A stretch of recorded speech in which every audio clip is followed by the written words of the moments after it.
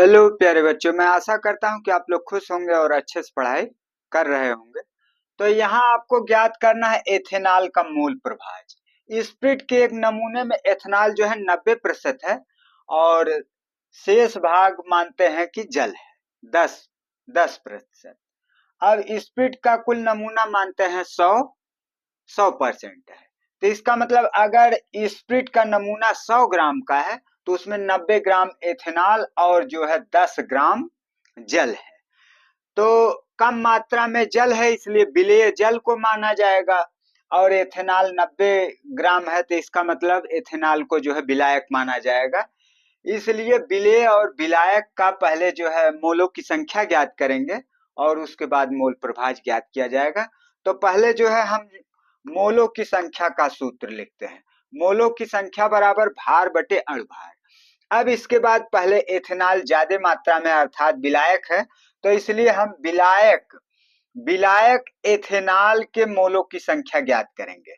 तो इसके लिए हम क्या करेंगे, विलायक में जो एथेनॉल है एथेनॉल का सूत्र होता है C2H5OH।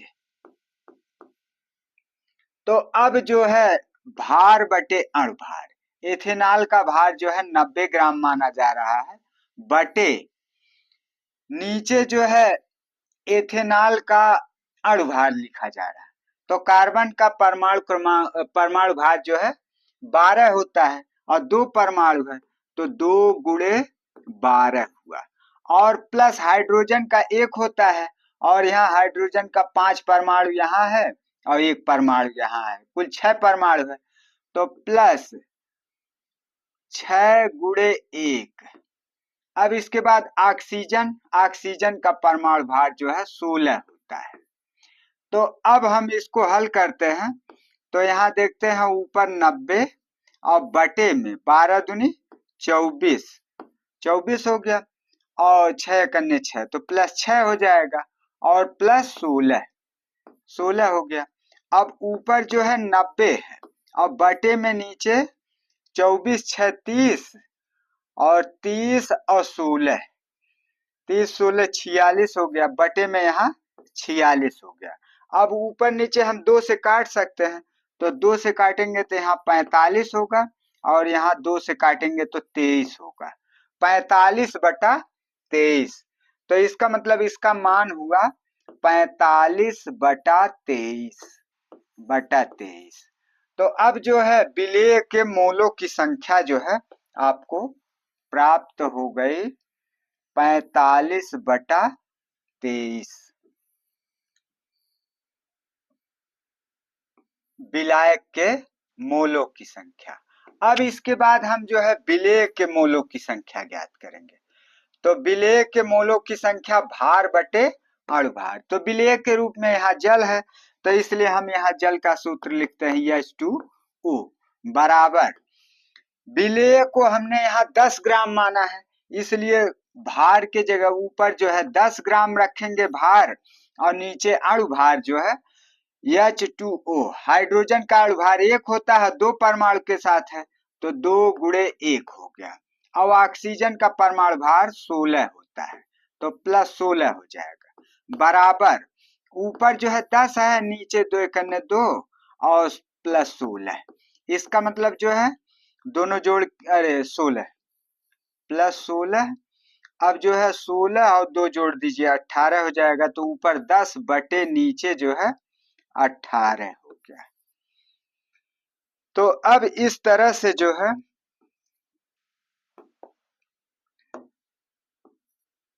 18 हो गया। अब इसके ऊपर नीचे 2 से हम इसको काट सकते हैं तो 2 पचे 10 और 2 नवा 18। इसका मतलब इसका मान हो गया 5 बटे 9। तो अब जो है विलेय के मोलों की संख्या जो है आपकी आ गई 5 बटे 9। तो विलायक और विलेय के मोलों की संख्या प्राप्त हो गई। अब हम निकालेंगे विलेय के मोलों की संख्या, नहीं विलयन के मोलों की संख्या। तो अब हम यहाँ लिखते हैं विलयन के मोलों की संख्या। विलयन के मोलों की संख्या, तो इसका मतलब विलेय के मोलों की संख्या और प्लस विलायक के मोलों की संख्या को जोड़ देंगे तो विलयन के मोलों की संख्या जो है प्राप्त हो जाएगी। तो इसको ज्ञात करने के लिए हम क्या करेंगे,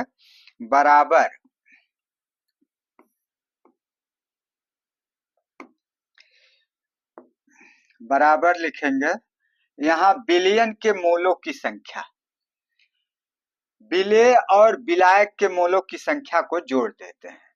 तो विलेय का जो है 5/9 है और विलायक का प्लस 45/23 है।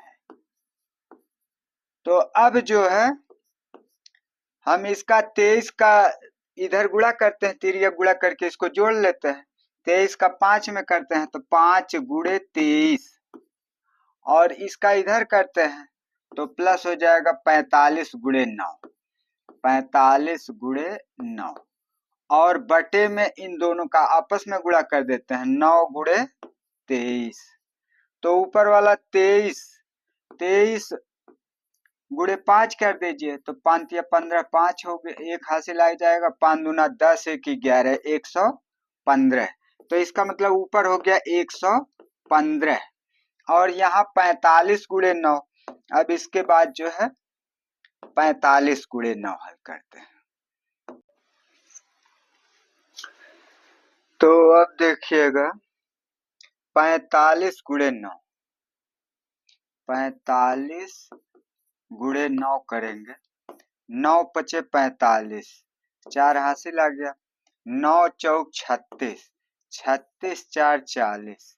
तो यहाँ जो है 40 हो गया, अर्थात ये जो है 405 हो गया।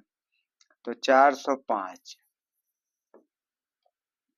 अब इसके बाद यहाँ जो है हम लिख देंगे 405 प्लस 405 और बटे में 23 गुणे 9।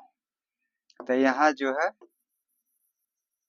हम लिखते हैं फिर 23 गुणे 9। तो 9 त्रिक 27, 2 हो गया और फिर 9 दूनी 18, 18 2 20। तो यह जो है 207 हो गया। तो बटे में जो है 207 हो जाएगा। अब जो है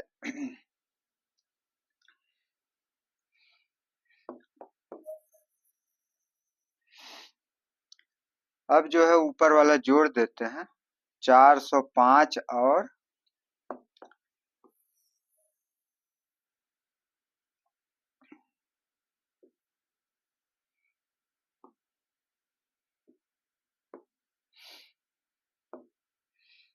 115 और 405, 115 प्लस 405, 5 5 10 हो गया, शून्य हासिल 1 और 1 हासिल 2 हो गया, यहाँ 4 1 5 520। इसका मतलब ऊपर हो गया 520। तो 26 26 दूना 52। इसका मतलब ऊपर नीचे कोई अंक कटने वाला विशेष रूप से नहीं है, क्योंकि 3 3 करने 3 3 7 21 3 3, हाँ कटने वाला अंक नहीं है। तो 520 बटे 207, 520 बटे 207। अब जो है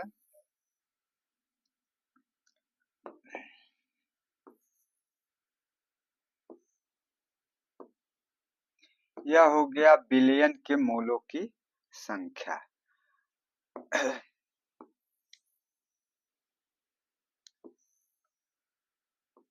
तो अब हम निकालेंगे विलायक के मोल, विलायक का मोल प्रभाज। तो अब हम यहाँ लिखते हैं विलायक का मोल प्रभाज बराबर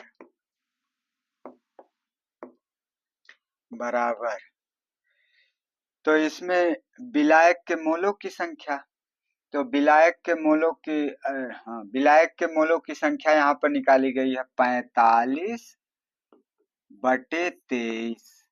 45/23। अब मेन डिवाइड लाइन बटे, यहाँ हो गया बिलियन के मोलों की संख्या। तो बिलियन के मोलों की संख्या 520 और बटा जो है 207, 207 निकाला गया है।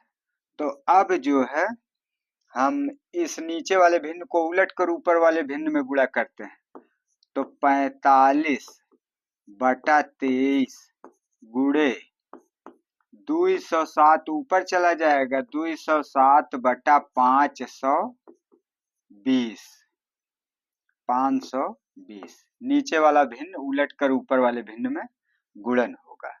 अब यह जो है 23 से कट जाएगा, क्योंकि यहाँ पर नीचे वाला जो है 23 और 9 का गुणन था, तो इसलिए 23 से जब 207 को काटेंगे तो यह 9 हो जाएगा।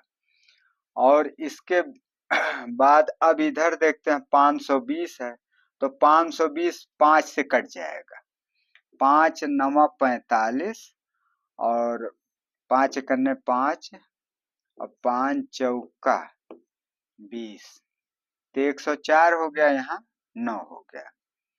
तो अब जो है 9 से या 3 से ऊपर नीचे कट नहीं सकता, 3 से काटते हैं तो 3 त्रिका 9, 14 बचेगा, कटेगा नहीं। तो ऊपर वाला जो है आपस में गुणन कर देते हैं, 9 गुणे 9, 9 9 81 हो गया ऊपर, अब बटे में नीचे 104, तो इसका मतलब 81 में 104 का भाग देंगे। तो अब देखिएगा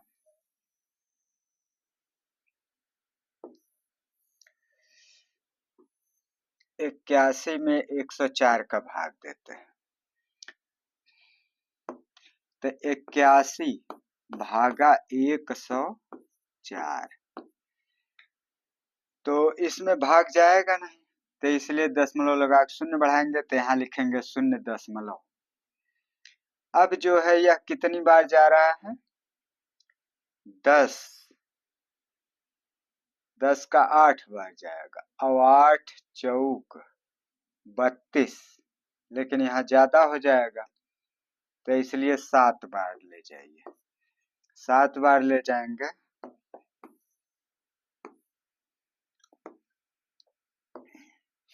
7 बार ले जाएंगे, तो यह 7 चौक 28 और 7 करने 7 हो जाएगा। अब इसको घटाएंगे तो यहाँ 2 होगा, यहाँ 10 होगा तो 10 में से 2 जाएगा, 8 बचेगा, और इसके बाद इधर से गया है तो यहाँ कुछ नहीं बचेगा। फिर एक शून्य बढ़ाइए, फिर भाग दीजिए, तो 4 4 बटे 32 जाता हो जाए, 7 बार फिर जाएगा, 7 बार जाएगा तो 728 ही होगा।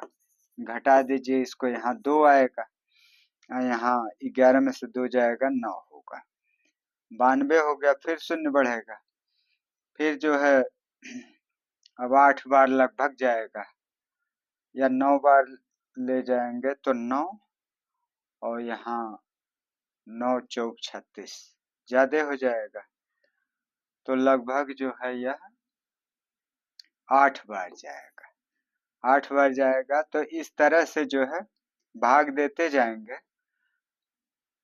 तो 8 बार जाएगा, तो 8 चौक 32, थोड़ा इसको छोटा करना पड़ेगा,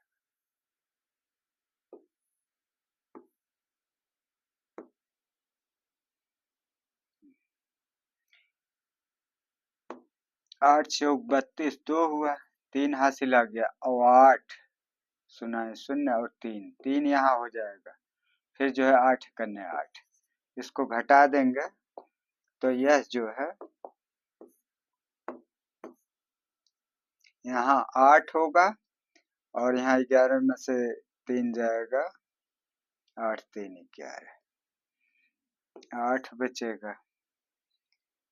अब यहाँ फिर शून्य बढ़ाएंगे, तो यह फिर जो है 880 है, तो 8 बार ले जाएंगे अगर, तो 8 चौक 32 और 8 करने 8, मतलब लगभग इतना बार चला जाएगा।